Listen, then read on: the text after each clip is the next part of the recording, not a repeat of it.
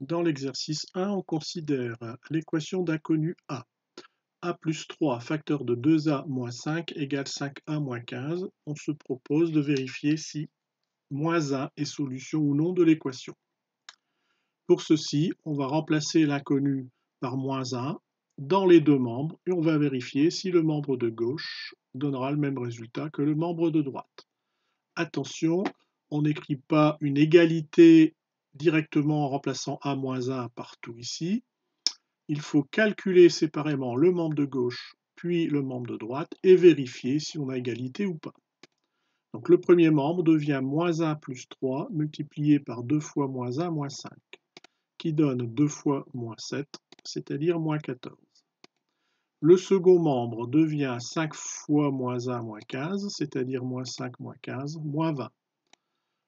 Quand A égale moins 1, les deux membres ne sont pas égaux, puisqu'on n'a pas le même résultat, donc moins 1 n'est pas solution de l'équation. Pour la question 2, justifie que 2 est solution de l'équation. On calcule le premier membre en remplaçant A par 2, 2 plus 3 multiplié par 2 fois 2 moins 5, ce qui donne 5 fois moins 1, c'est-à-dire moins 5. Le second membre donne 5A moins 5, c'est-à-dire 5 fois 2 moins 15, pardon, ce qui donne 10 moins 15, c'est-à-dire moins 5. Quand A est égal à 2, les deux membres sont égaux, sont tous les deux égaux à moins 5, donc 2 est solution de l'équation. Dans l'exercice 2, nous avons 4 équations à résoudre. La première équation, 4 moins x égale 7. On isole le terme en x qui est moins x à gauche du égal, ce qui donne moins x égale 7. On transpose le 4 qui était positif, il devient donc moins 4. La raison réelle, c'est qu'on soustrait 4 à gauche, donc on doit soustraire 4 à droite. Quand on soustrait 4, c'est pour faire disparaître le 4, donc il n'y a plus de 4 à gauche. Et donc à droite apparaît le moins 4. Ce qui donne moins x égale 3. Attention, on n'a pas fini. On n'a pas trouvé la valeur de x, on a trouvé la valeur de moins x, c'est-à-dire l'opposé de x. L'opposé de x vaut 3, c'est-à-dire que x vaut moins 3. Pour passer de la première ligne ici à celle-ci, il suffit de multiplier à gauche par moins 1. Moins 1 fois moins x, ça donne x. Et 3 fois moins 1, pour que ça reste une égalité, on doit faire la même multiplication. 3 fois moins 1, c'est bien égal à moins 3. La solution est x égale moins 3. Pour la deuxième équation, on va isoler le terme en x qui est moins 3x, donc égale 13, et on transpose le moins 5 qui devient donc plus 5, ce qui donne moins 3x égale 18, d'où x égale, là on doit diviser par moins 3 pour retrouver x, on fait la même chose à droite, donc 18 divisé par moins 3, c'est-à-dire moins 6. La solution de l'équation est moins 6. Pour la troisième équation, on a le terme inconnu dans les deux membres. On va faire en sorte que les termes avec inconnu ne soient que dans un seul membre.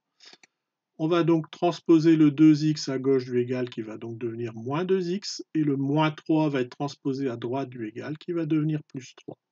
Ce qui donne 11x moins 2x, c'est-à-dire 9x, égale 12.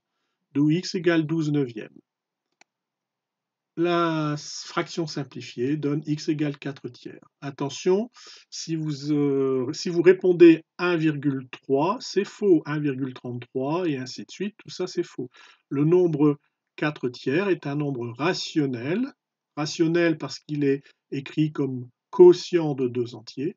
Par contre, ce nombre rationnel n'est pas un nombre décimal, parce qu'il n'admet pas de valeur décimale exacte.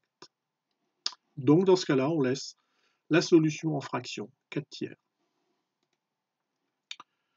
L'équation 4, 2x plus 3 facteur de x moins 4 égale 0. Ici, on reconnaît un produit de deux facteurs qui doit être égal à 0.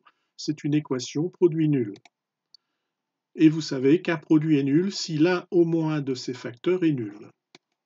Ce qui donne que cette équation produit nul va être vérifiée si le premier facteur 2x plus 3 égale à 0 ou le second facteur x moins 4 est égal à 0. La première équation nous donne une solution qui est donc 2x égale moins 3, soit x égale moins 3 demi. Moins 3 demi est une valeur décimale exacte, je peux donc donner moins 1,5 pour la première solution. Et la seconde équation nous donne x égale 0 plus 4, c'est-à-dire 4.